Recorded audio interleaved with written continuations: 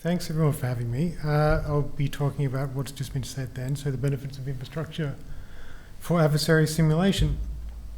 So overview of what I'll talk about. I'll be talking about red teaming as it's been defined and executed to date in Australia, which is just based in my opinion on observations working in the industry.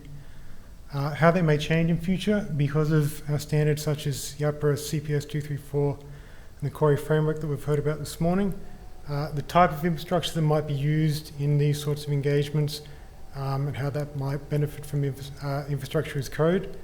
The majority of this talk, though, will be just a crash course in Terraform, which is an infrastructure as code software tool. I say the talk is moderate in technicality, but I'll be stepping through a lot of Terraform code, but if you have no programming experience, that's fine. I'm just using it as something to talk to speak of the benefits of infrastructure as code.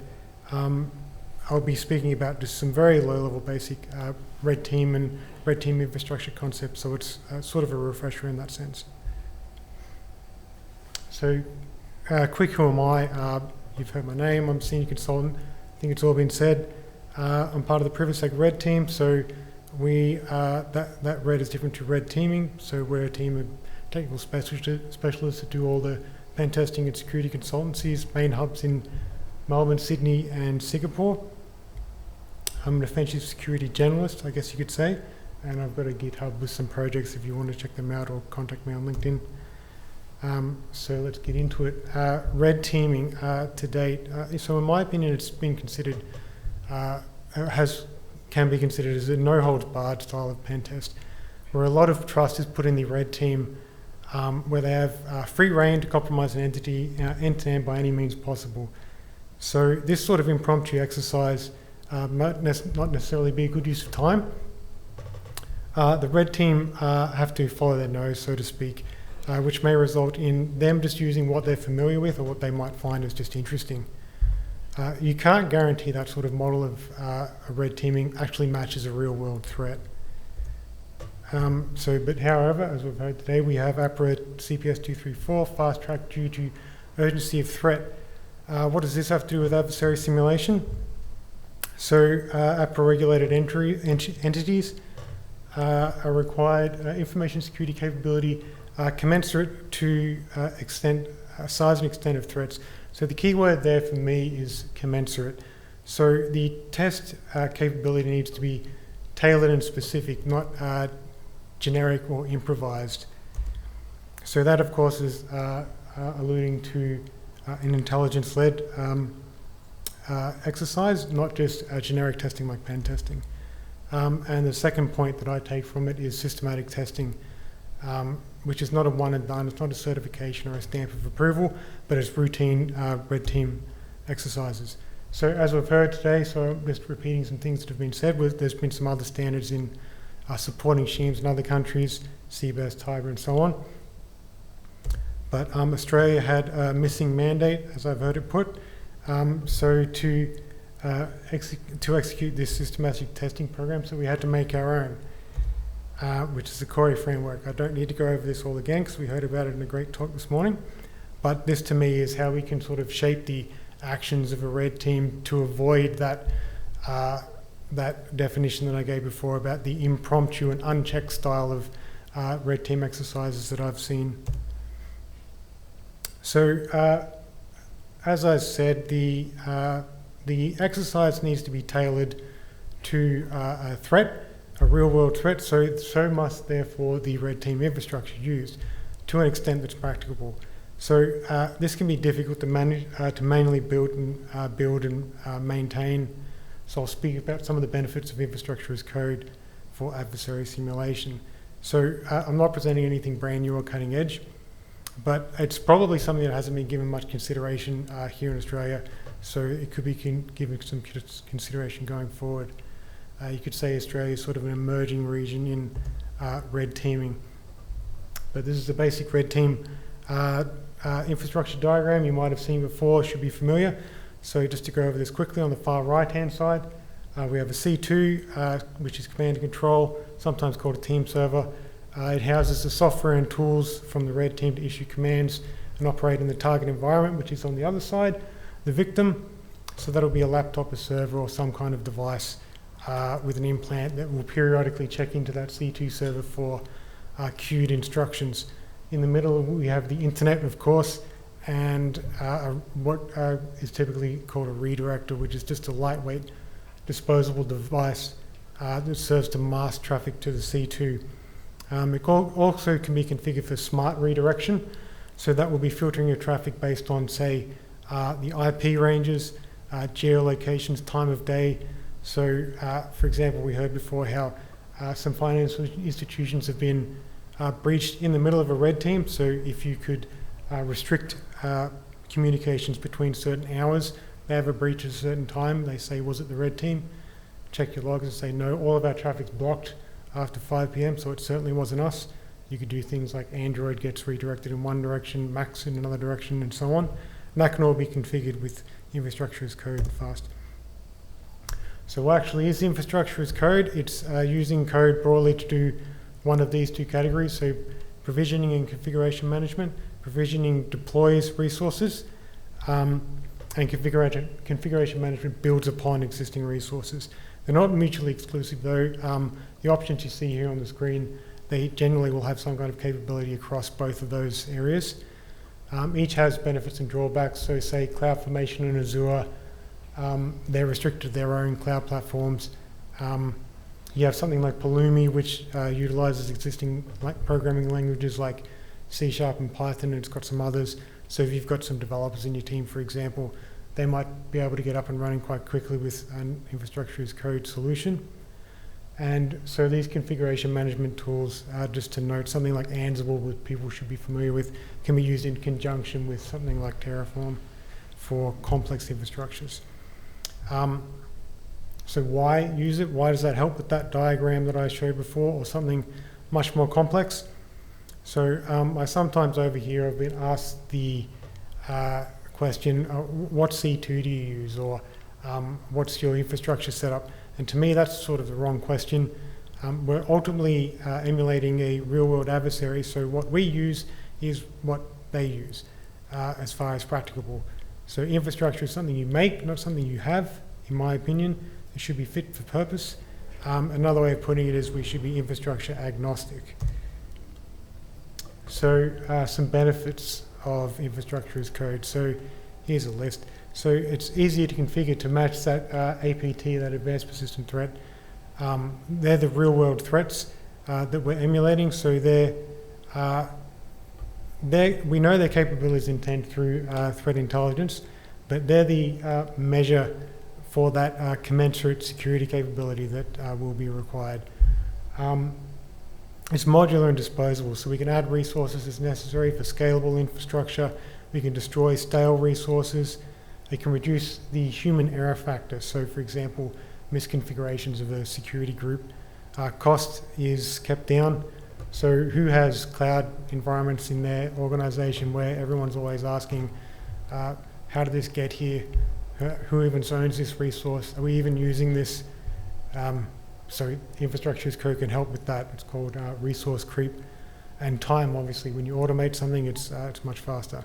So I've got all these logos here just to give an idea of the number and amount of applications you might need to manually manage if you did it all manually.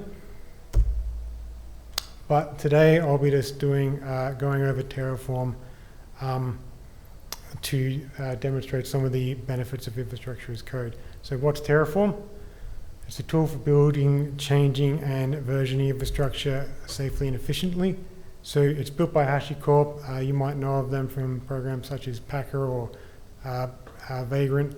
But simply put, you build infrastructure from code. Key features of it are it's open source. It has its own language called Hashicorp Configuration Language, HCL, which is very well documented, really easy to get up and running. It uses a state file to keep track of your the state of your infrastructure and changes that you make to it. It's also really useful, that file, because you can do a lift and shift really easily. Literally just copy paste a directory, send it to someone else, they can take over where you were. It uses providers. So these are the plugins to connect to remote systems such as AWS, Azure, Google Cloud. There's about 70 at the moment, so it's got quite comprehensive coverage. There's also unofficial providers, so you can make your own effectively. As logical providers, so these work entirely within Terraform's logic. They don't interact with external resources, so an example of this might be creating an SSH key or some random bits of data that can be used in your code.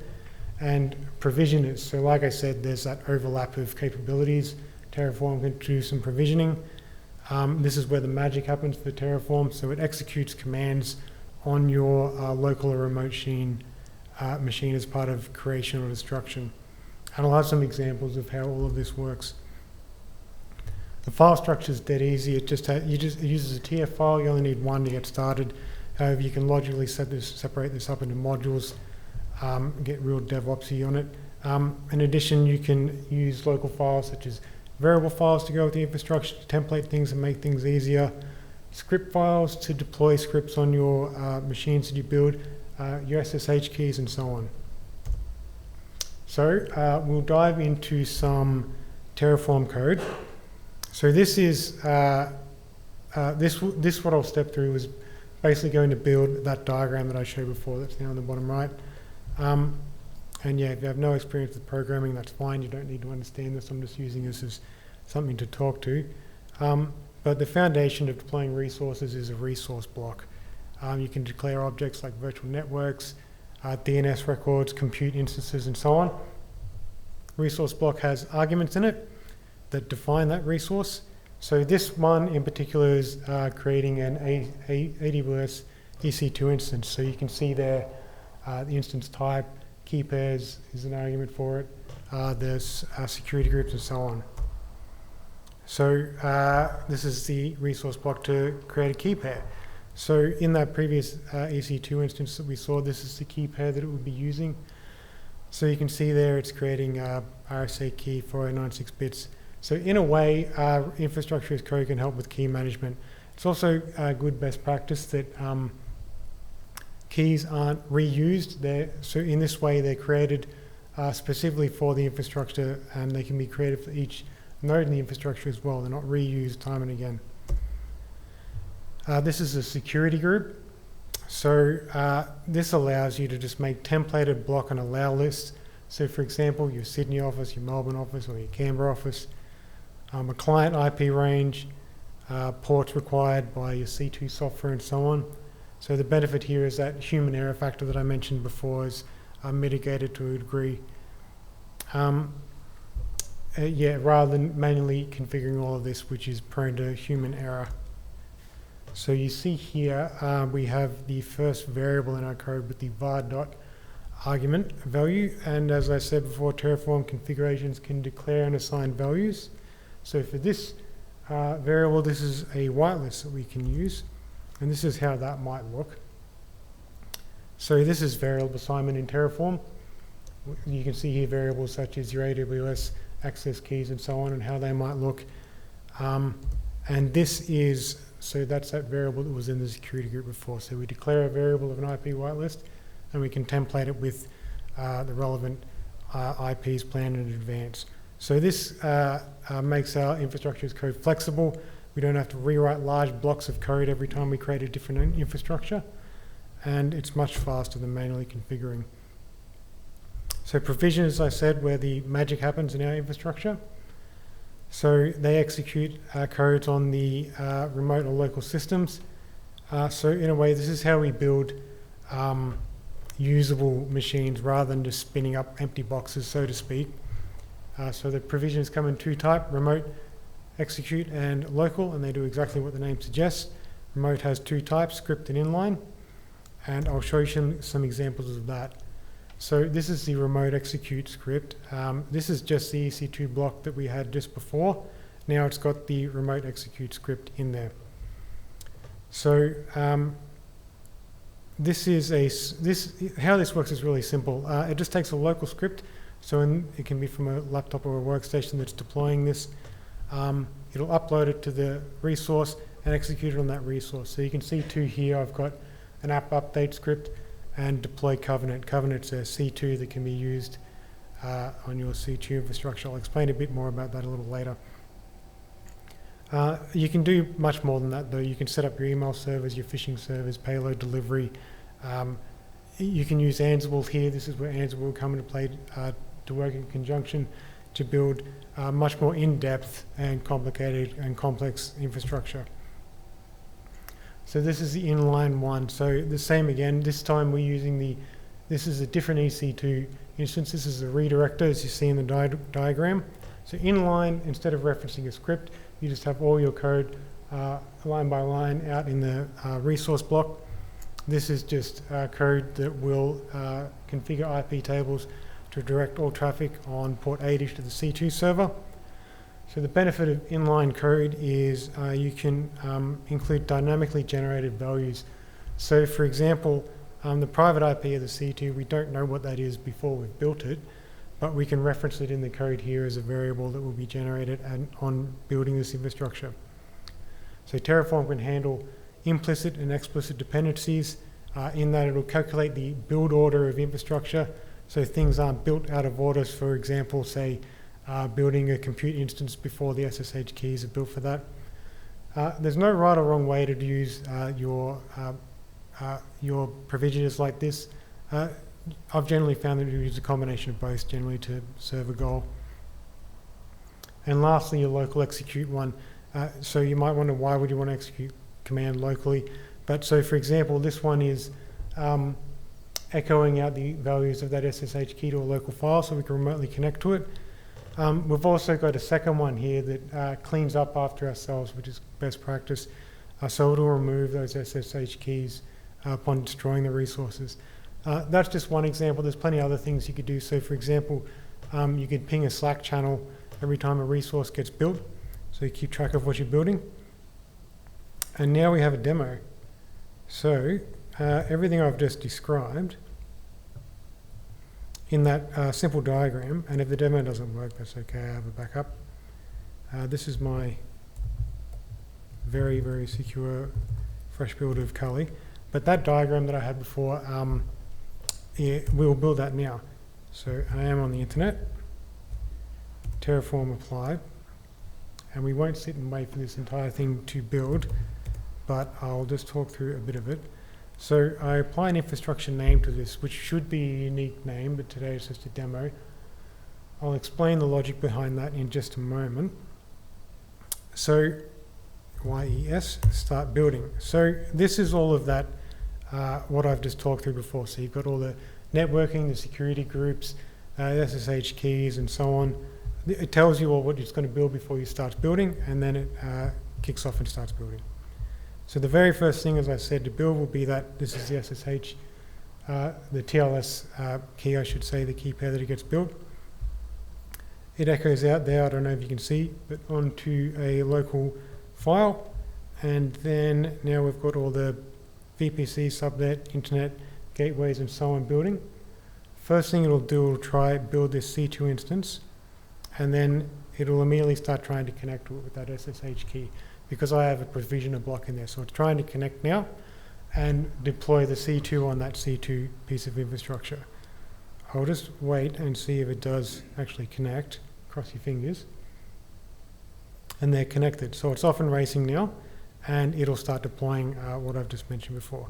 I'll leave that run in the background and continue on. So yes. So I'll just quickly summarize what it's doing now in the background. So it's deploying two different EC2s. One has been provisioned with some code to, as I said, route all traffic to the other one, which is this, the C2, the command and control. On it, it's been provisioned with Covenant. I'll quickly explain what that is. So Covenant's a C2, command and control option. There's many of these. Covenant's just one of them. It's open source. It's web-based one, as you can see there, image from it, written in C#, which is the offensive code of the time. It's perfectly fine for labs or live scenarios. That's what's being installed now. SSH keys have been generated, as I showed just before. Security groups have been configured with block and allow lists and all the networking. So even though it's a very small diagram, there's actually quite a lot of resources that get built. So if you had to manually go in and create all of these things, it's especially if you've got a unique infrastructure that you're tailoring to a particular engagement. Mainly creating all of that could take quite some time and would be prone to error at every step along the way. So we'll jump back, and with any luck, so the C2 has been built, and it moves on now to the HTTP redirector. And it will do the same thing. It's built now, trying to log in to run its provisioner code, and it has much less to run because it's running that inline script. Cross your fingers again. Live demos.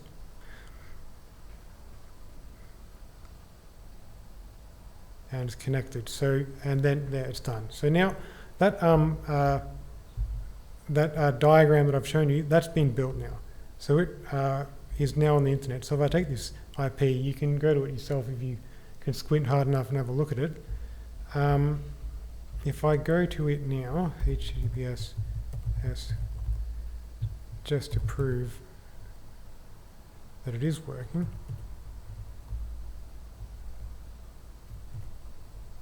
And Covenant works on port 7443. First time I'm going there, you can install certificates for this. So there you go, it works. So red team's ready to go, up and running, so we can start hacking things. All right.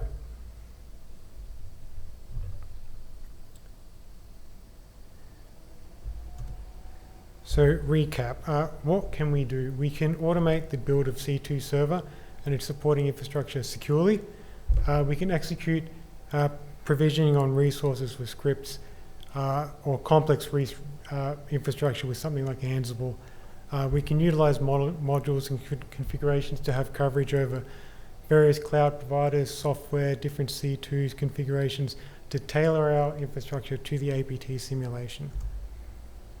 So now I'll just quickly go over some Terraform tricks, some things that I've learned along the way. So for example, what if that happens? Your redirector gets found out, it's blocked, they blacklist it, maybe the IP's got a bad reputation, so the communication gets blocked. So we need infrastructure with redundancy built in mind. That diagram is an example of a more robust infrastructure where you have multiple redirectors in C2s. They can be used for various purposes. So long-term and short-term channels you might have heard of, so DNS or HTTP channels. So how can we add to our infrastructure or destroy stale resources? So now there's a couple of explanations of this that I've seen in my searches, and they all do the same thing, which is using this count meta argument in Terraform. It's simply a number, and it does what you might think. So if the count meta argument is used and say set to 4, it'll create 4 of that resource. So for example, you want 4 redirectors, it'll create 4. The problem with this though is there's no granular control.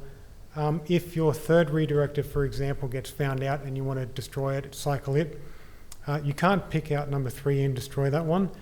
The count meta argument was designed by Terraform if you wanted to create or destroy exactly that many resources every time. So what I've done instead is use the for each meta argument. So just like we had that set of strings for the IP whitelist range, we can use a set of strings for our redirector names. These can be anything we want. We can name them after their purpose, which is a nice way to keep track of why they're there or what's been happening with them, short-term, long-term, interactive ones, and so on. HTTP, DNS channels, WebSockets, whatever it might be. We can name them for their purpose. And then it's simply a matter of commenting and uncommenting lines in the file and then rerunning Terraform, and it'll build and destroy those resources. So this is another one. So you've got your exercise up and running. You're doing your red team, and then this happens. You have another red team that you want to do. So you might have a second engagement. You might have a test lab. Test labs are very important. Measure twice, cut once, I think this is saying. So how do we create this? So just like you saw in that demo where I wrote demo across the screen to create a infrastructure with a name, you can have you can tag all of your resources with that infrastructure name. There can be anything you want. So a unique name for the engagement that you're running. And then we just use separate directories to isolate all of our infrastructures into different builds. So that way we can have many complex configurations, all with the infrastructure named for their purpose. And because of that state file, we can easily do a lift and shift if necessary to pass it on to a different team. It's still built, ready to go, just copy paste and it'll just work.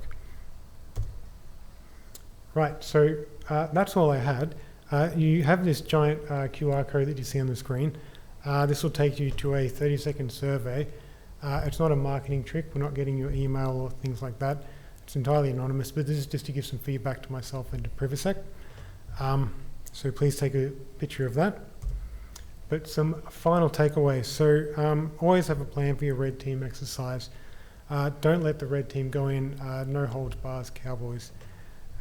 Red team infrastructure needs to be part of that plan and built for purpose. Infrastructure as code is a great way to automate that process and has a lot of benefits that come with it. It doesn't have to just be a C2 channel. It can be phishing, payload hosting, internet-based pen testing platforms as well. You can spin up a Kali box and deploy all your tools on that. There's many options. It doesn't have to be just Terraform that I've shown you today. There's plenty of other options as well. And just to give something back, so I've put this up on GitHub. So all the code I've made today, if you're brand new to Terraform or C2s in general, or just want to check it out, you can go to that, download that, run Terraform against it, and it'll build a small little red team lab for you to try your hands on a C2. All right, thank you.